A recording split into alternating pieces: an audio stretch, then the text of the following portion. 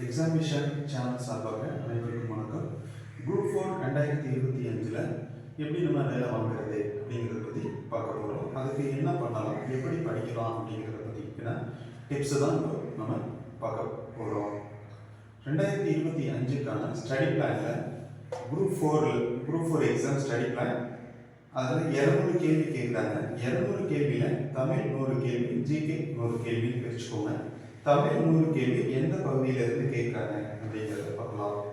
So Tamil 100 கேள்வி புது book 6 முதல் 12 வரை இருக்கக்கூடிய தமிழ் புக்ஸில் வந்து தான் கேட்குறாங்க.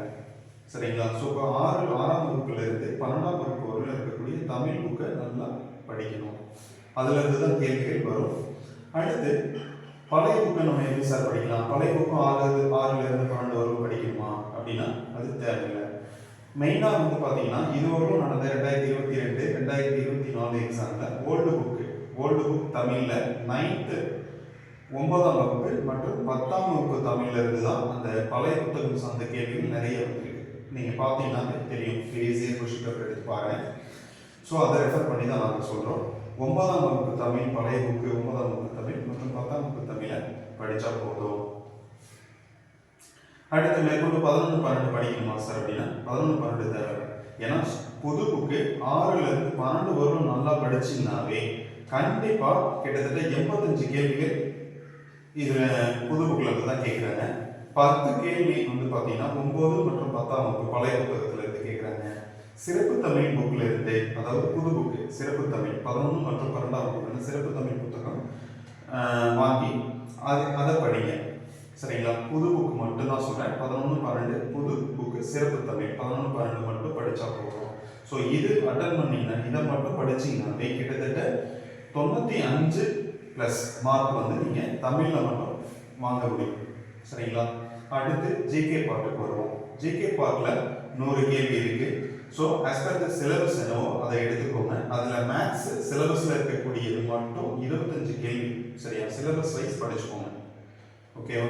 அடுத்து ஜிகே 75 கொஸ்டின்ஸ் இருக்கு. ஜிகே 75 கொஸ்டின்ஸ்ல 6ஆம் வகுப்புல இருந்து 12ஆம் வகுப்பு வரலும் இருக்கக்கூடிய புத்தகத்தை கலெக்ட் பண்ணுங்க. 6ஆம் வகுப்புல இருந்து 10ஆம் வகுப்பு வரலும் சோசியல் சயின்ஸ் புக்கு படிங்க, பிளஸ் சயின்ஸ் புக்கு படிங்க. சரிங்களா? அடுத்து 11ஆம் வகுப்பு 12ஆம் வகுப்புல இந்திய அரசியலமைப்பு, வரலாறு,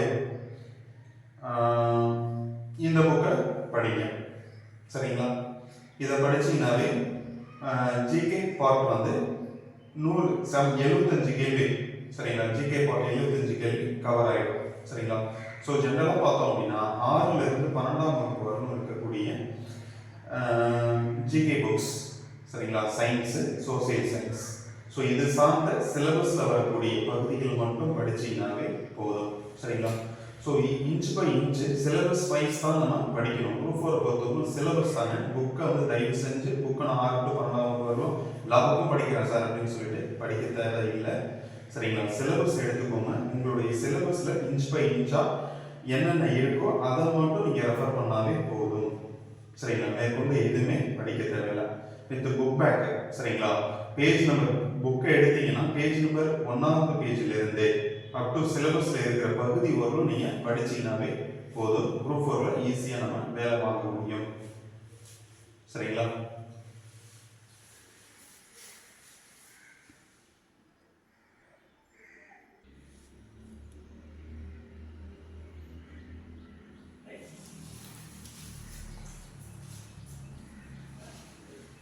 இப்போ தமிழ் ஜிகே எப்படி படிக்கணும்னு பார்த்தோம். சரிங்களா? அதோட கண்டினியூவா இப்போ மறுபடியும் வந்து ஜிகே பார்ட்டில் 2024 எத்தனை கேள்விகள், எந்தெந்த பகுதியில் எத்தனை கேள்விகள் கேட்டிருக்காங்க அப்படிங்கிறத பார்க்கலாம். சரிங்களா? ஸோ அதுக்கேற்ற மாதிரி நம்ம எந்தெந்த பகுதிகளுக்கு முக்கியத்துவம் கொடுத்து படிக்கணும் அப்படிங்கிறது நமக்கு தெரியும். ஸோ சயின்ஸ் பார்ட்டில் இருந்து 8 கேள்விகள் கேட்டிருக்காங்க. மேத்ஸ் பகுதியிலிருந்து 27 கேள்விகள் கேட்டிருக்காங்க. கான்ஸ்டிடியூஷன்ல இருந்து 14 கேள்விகள் கேட்டிருக்காங்க. ஐஎன்எம்ல இருந்து 11 கேள்விகள் வந்திருக்கு. ஹிஸ்டரியில இருந்து யூனிட் 4 4 கேள்விகள் கேட்டிருக்காங்க. ஸோ ஒட்டு மொத்தமாக ஐஎன்எம் ஹிஸ்டரி ரெண்டும் சேர்த்து 15 கேள்விகள் கேட்டிருக்காங்க.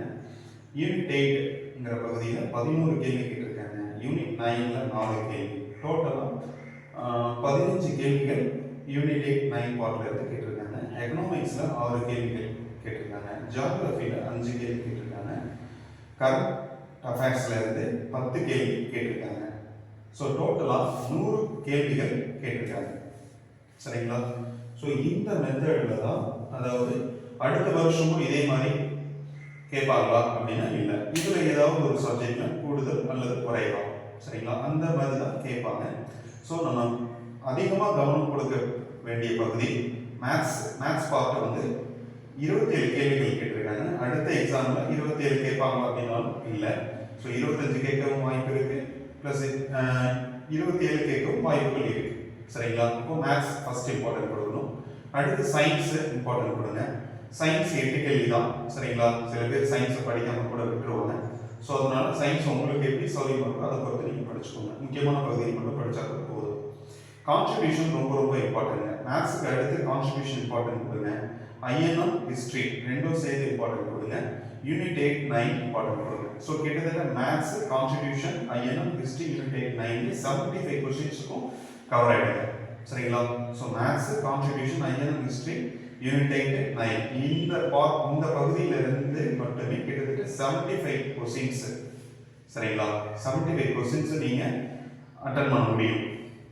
ஸோ கண்டிப்பாக 75 ஒரு 70 வாங்கினாலே நல்ல ஸ்கோருங்க. இந்த பகுதியை மட்டும் நல்லா படிச்சிங்கன்னா. ஸோ அதுக்கப்புறம் science, economics, geography, current event இது இருக்கு. ஸோ இந்த பகுதிகள் கரண்ட் ஈவெண்ட் ரொம்ப முக்கியத்துவம் கொடுங்க. ஏன்னா கரண்ட் அஃபேர்ஸ் தான் ரொம்ப ரொம்ப முக்கியம். கரண்ட் அஃபேர்ஸ் தான் வந்து போஸ்டிங்கை வந்து ரோல் பண்ணுற சப்ஜெக்ட் எது அப்படின்னா கரண்ட் ஈவெண்ட் தான். கரண்ட் ஈவெண்ட் நிறைய பேர் படிக்காமல் விட்டுருவாங்க. ஆனால் கரண்ட் ஈவெண்ட் நல்லா ஸ்கோர் பண்ணிங்கன்னா கரண்ட் ஈவெண்ட் நமக்கு மார்க் வந்து ஸ்கோர் பண்ணுற டாபிக் தான். சரிங்களா? ஸோ வந்து கரண்ட் ஈவெண்ட் இம்பார்ட்டன்ட் கொடுங்க. ஜியாகிரபி, எக்கனாமிக்ஸ் அடுத்தடுத்த பகுதியாக இம்பார்ட்டன்ட் கொடுத்து படிங்க. ஓகேவா? தேங்க்யூ.